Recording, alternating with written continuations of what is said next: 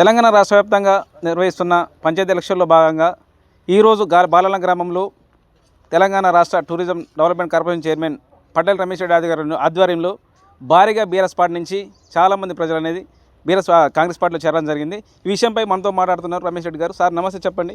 వ్యాప్తంగా ఈ విధంగా సర్పంచ్ ఎలక్షన్ గెలవబోతున్నాయి కాంగ్రెస్ పార్టీ. అందరికీ నమస్కారం. ముఖ్యంగా ఈరోజు మరి Suryapet mandal BRS SC cell president అయిన మామిడి తిరుమల్ బాలెంల గ్రామంలో తన మద్దతుదారులందరితోటి కూడా ఈరోజు కాంగ్రెస్ పార్టీలో చేరడం నిజంగా హర్షణీయం, అభినందనీయం. వారికి మనస్ఫూర్తిగా స్వాగతం సుస్వాగతం తెలియజేస్తున్నా.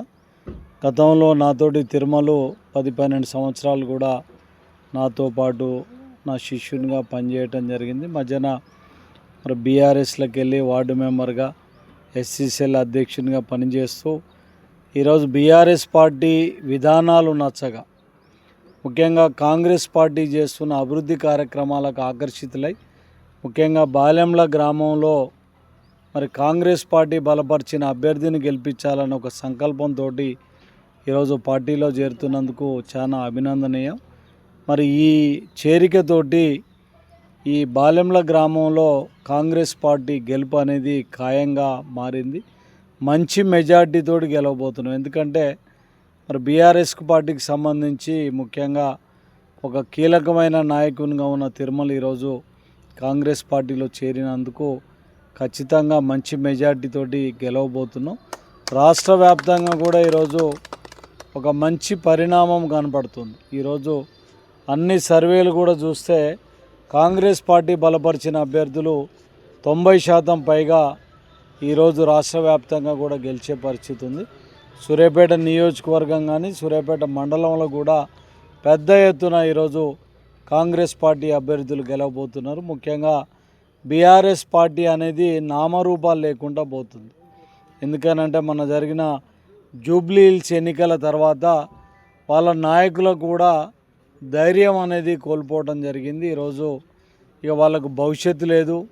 కేసీఆర్ కూడా ఆరోగ్యం బాగాలేదు, బీఆర్ఎస్ పరిస్థితి బాగాలేదని చెప్పి పెద్ద ఎత్తున వస్తున్నందుకు మరి వారికి అందరికీ కూడా అభినందనలు తెలియజేస్తూ మరి రేపు జరగబోయే మొదటి విడత ఎన్నికలలో బాలెంలకు సంబంధించి కూడా మరి మామిడి రేణుక మల్లయ్య పెద్ద ఎత్తున మంచి మెజార్టీతోటి గెలవబోతున్నారు.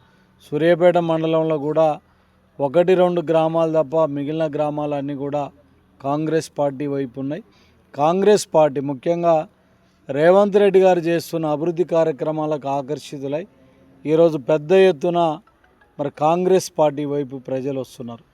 మరి నిన్న ఈరోజు చూసినట్టయితే తెలంగాణ రైజింగ్ గ్లోబల్ సమ్మిట్కు దాదాపుగా నిన్న ఒకరోజే 2.5 లక్షల కోట్ల పెట్టుబడులు రావటం జరిగింది.